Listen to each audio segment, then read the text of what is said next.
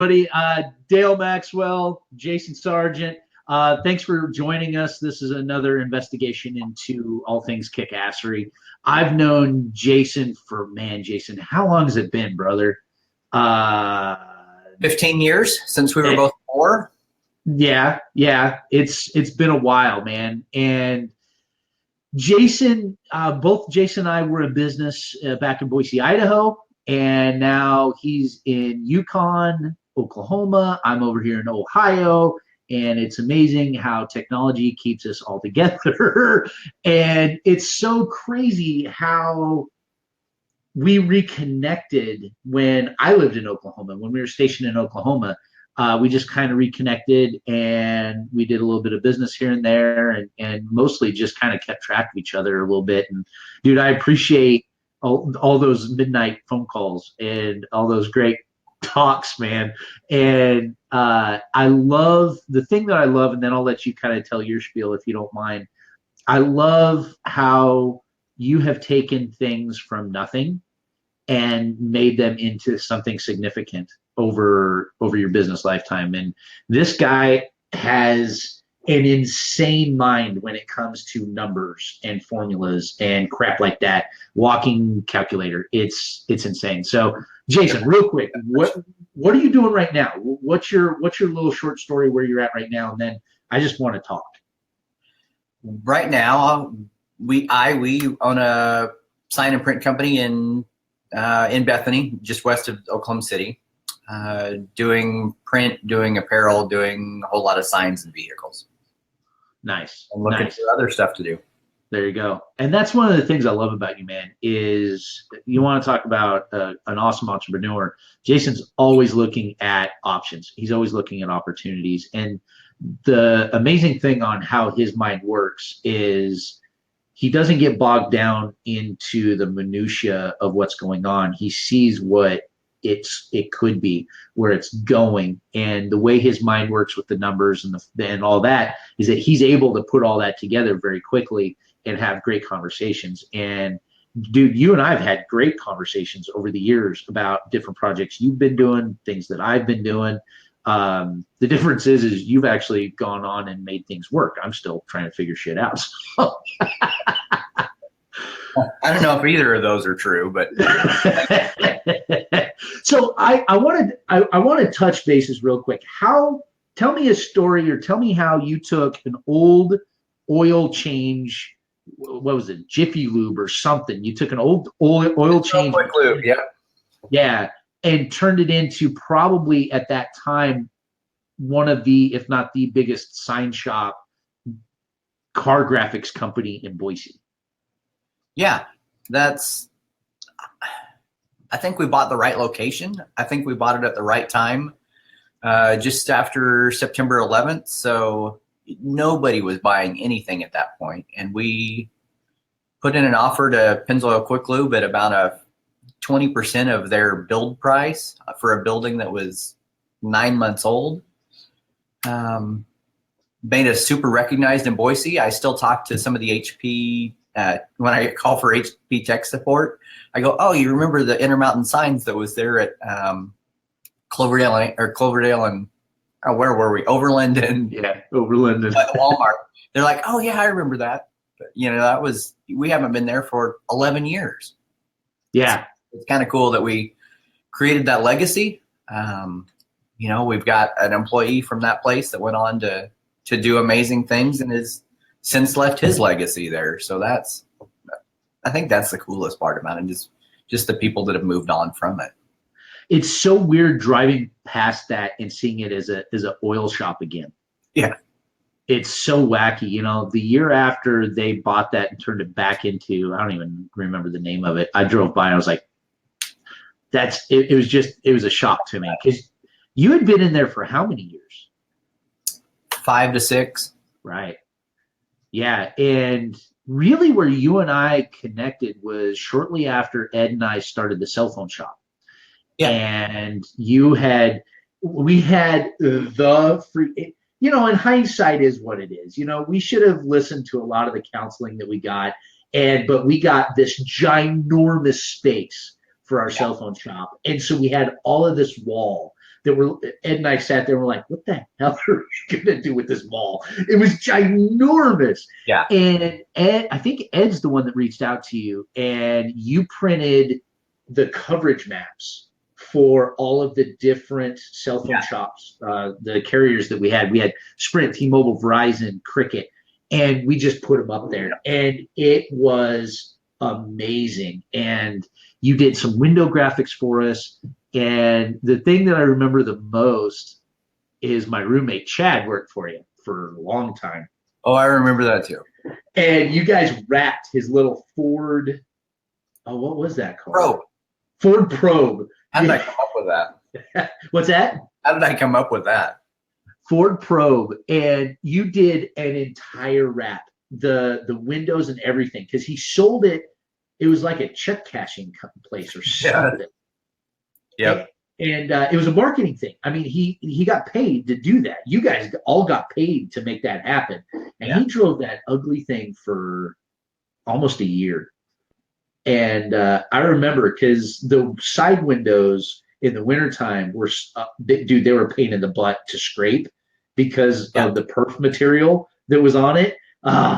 Anyway, but it's so cool because I think about you a lot, man, and how you took an oil shop and made it. I mean, dude, you work with all the sports teams in town, and you're negotiating. That's what the other piece I want to kind of touch on is your negotiating process, or not even the process, but because I remember you had box seats at the hockey games and the football games and the basketball games.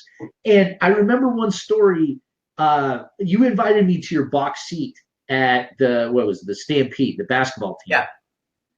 Dude, you embarrassed the hell out of me. And I don't get embarrassed easy because you knew the refs. You personally knew all the refs. And I remember you sitting there right on the edge, right, like leaning over and talking mad junk to the refs the entire time. I'm like, dude, you're going to get us kicked out, man. You're going to get us kicked out. Some of this was not a proud moment.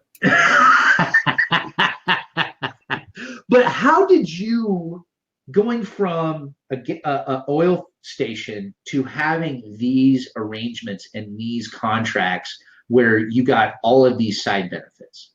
We are in one of those industries where nobody wants to pay for anything. So if they have the opportunity to trade out, then, and we were blessed to be in a position where we could take those trade outs and still put food on the table. So so we got to enjoy life that way.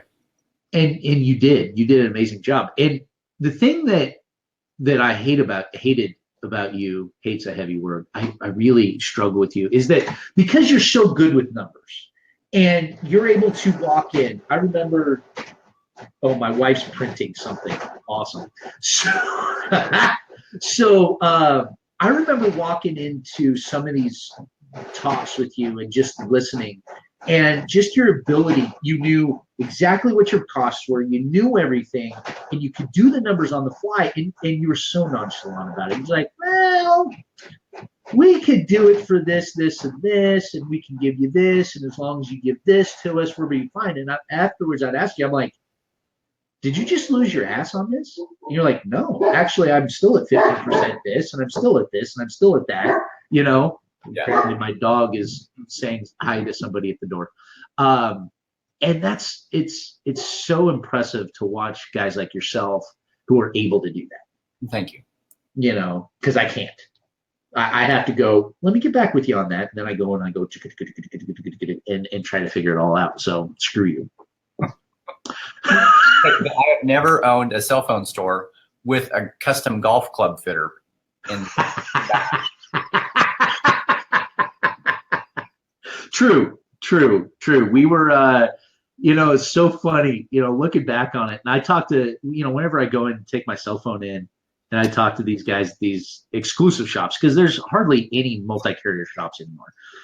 And because the main guys were trying to push us up, and I tell them, I was like, hey, listen, there were 7 carriers in our community and we carried 5 of them. Yeah. And that was before you had one charger would fit all phones.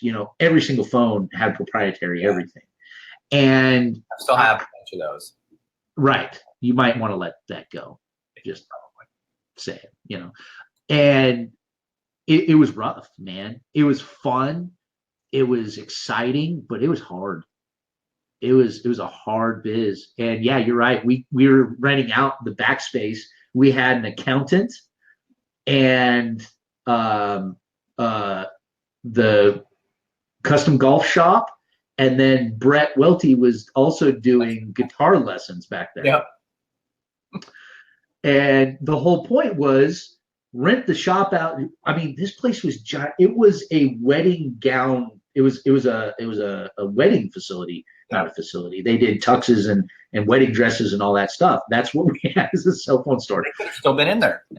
What's that? They could have still been in there. Yeah, and we could have all been fine, you know. So now it's what, a bookstore? I don't know. Or something, I think. Anyway.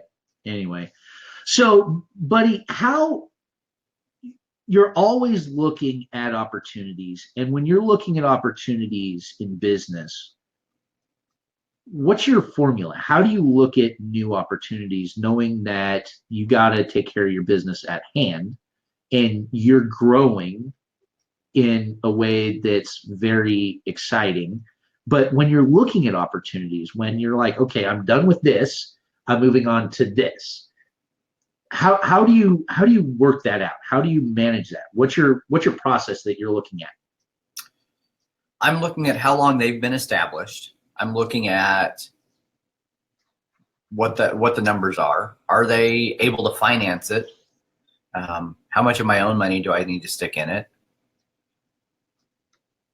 You know, how is the stability? You know, is it peaks and valley years? Is it steady climb? Is it steady decline? Where, you know, that steady decline one, you can probably tell that the owner of it has just gotten tired of it, found out that he doesn't know how to do some pieces, and not send him to somebody who does. So those are kind of some bits and pieces that I look for. Okay, so are you also looking for industries that you're super interested in, that you want to be a part of, or are you looking at it specifically dollars and cents and taking yourself out of the equation? Both.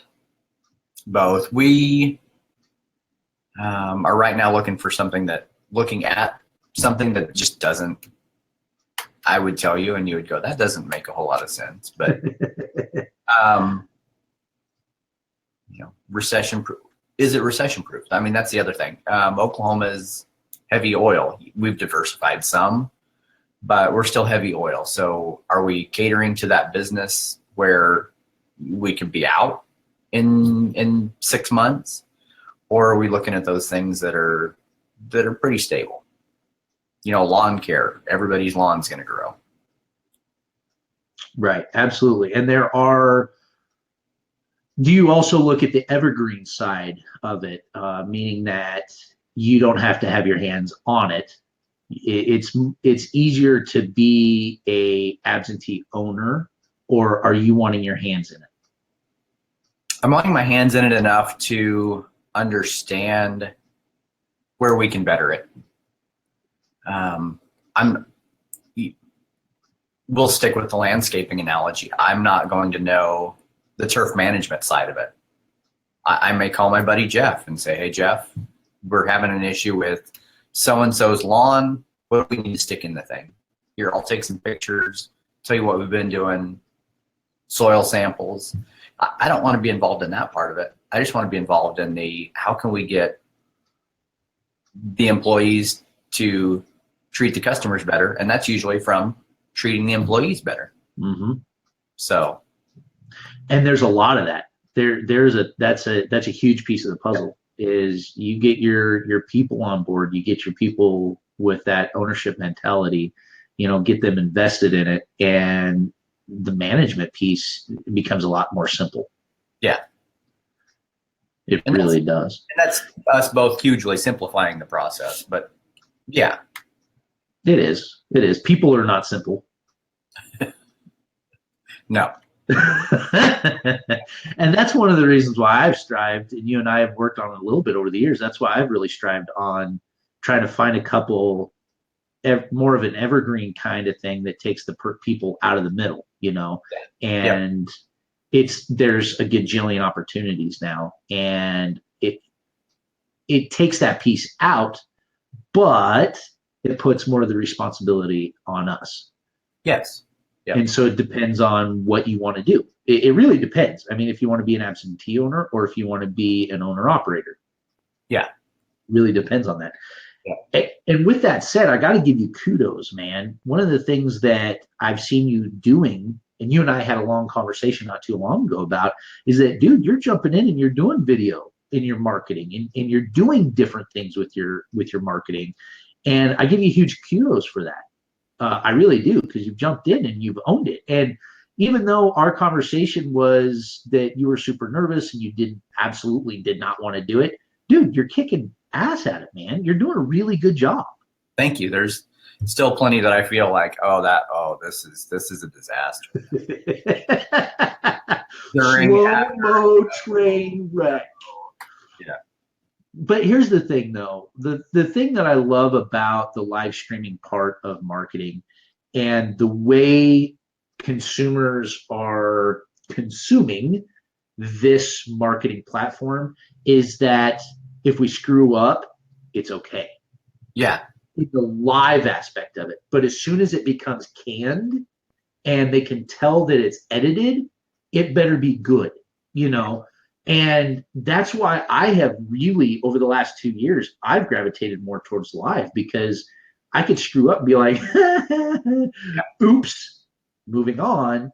And it just adds to the character. It adds to who we are. So I give you big kudos for jumping in 2 feet and making it happen, man. Thank you. So with that, being that you are brand new at that, what are some of your words of wisdom, or some of the things you've learned along? Now, granted, you've not been doing it for a week and a half, but what have you learned in this process? Do it. Some are going to go good, some are not. Try and forget about the ones that don't go good. Not so easy to do.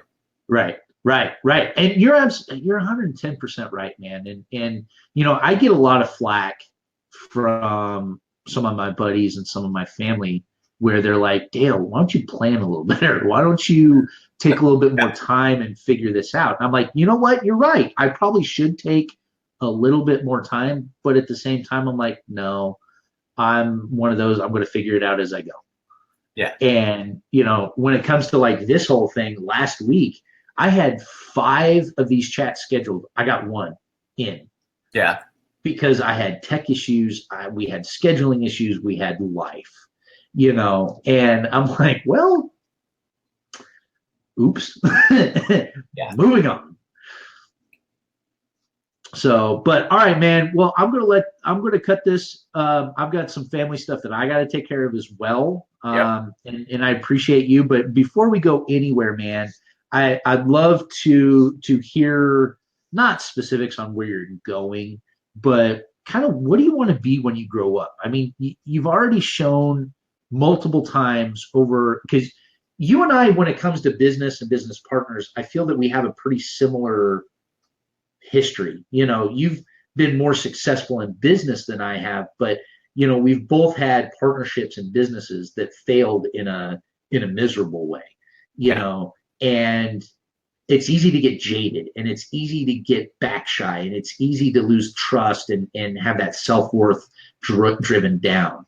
So how did you go, and I'm not asking for you to tell details of what happened, but how did you dig yourself out? How did you go, okay, that really freaking sucked, but I'm still okay and I can move forward?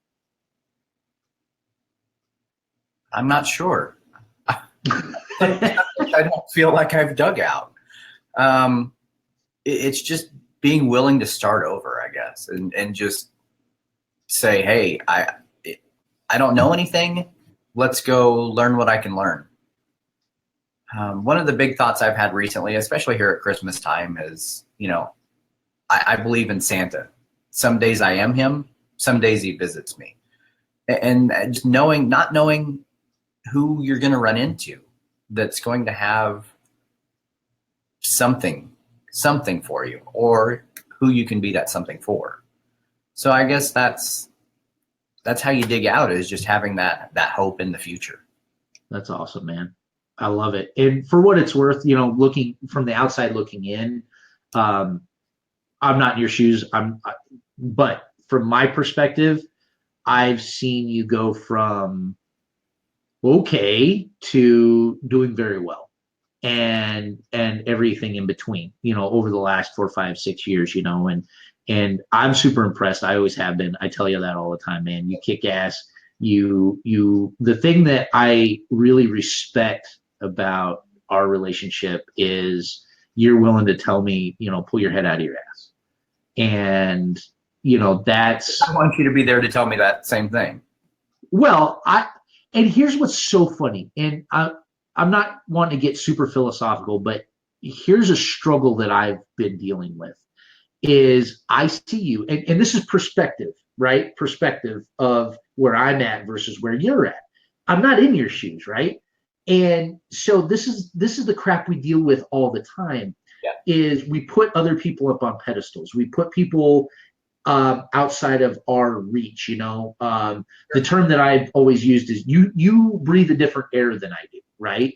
And those are all defeating things that I'm saying about myself. And these are all things that I'm working on. But the way I see you is you've pulled yourself out of these situations and you've made them work.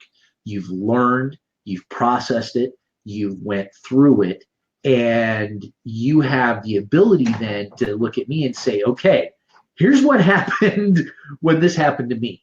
Or here's how I perceive you right now, blah, blah, blah, blah, blah, right? And for me to flip that around, I have a bad habit of not closing my mouth, not shutting my mouth. You know that.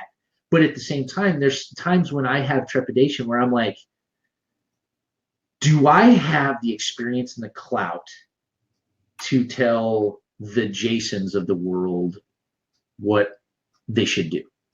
Does that make sense? Sure. Because I see you as a success. I don't see me as a success yet. And that's the Facebook world as well. That's the social media world of today is that edited. Everybody wants to be the edited video. Right. And I've been doing this whole Dale's Daily thing for dang near 3 years. And it's scary as hell to put yourself out there. But what I've also learned is that when we are genuine, like you are, and we put ourselves out there in a positive way, then the people who are not going to be positive about the situation, in my experience, they haven't rolled around. And I think it's because I have people like yourself that keeps me humble, that keeps me straight, So with all of this said, I appreciate you, man. I really, really do. Thank you. So with that said, brother, unless you have some other amazing tidbits to throw at us. We'll save them for later. Awesome. Well, and one thing I do want to do is I do want to have another one of these talks about your industry specifically and how we can use T-shirts and bannering and all that stuff in our marketing. So I do want to have more of a tech conversation with you after the first of the year. Yeah. Is that fair? Yeah. Awesome, Jason. Brother, I appreciate you, man. Guys, jump over. Jason, when you get a chance, when we're finished with this, would you put your details in a comment below? I'd really appreciate that. Guys, check him out. Jason's a really good guy. He's doing the 12 days of Christmas right now, where he and his company are going around and really bringing light to a lot of small businesses in his area. And he's giving away some really amazing things. So, dude, kudos to you on that. Guys, I'm also going to throw this little bomb. I'm working on a YouTube channel. So all of these videos we're going to have on a YouTube channel. So it's all archived and whatnot as well. And yeah, so we keep working on this. What's that now? I was not warned about this. I don't warn people things. I'm just like, hey, you want to have a chat? And then I'm just going to throw them under the bus. Okay. All right, brother. I appreciate you, man. If I don't talk to you beforehand, have a very Merry Christmas. And keep you as rocking out. All right. Just keep kicking ass, man. Got it. All right, Thank you. guys. Have a good one. Talk to you soon.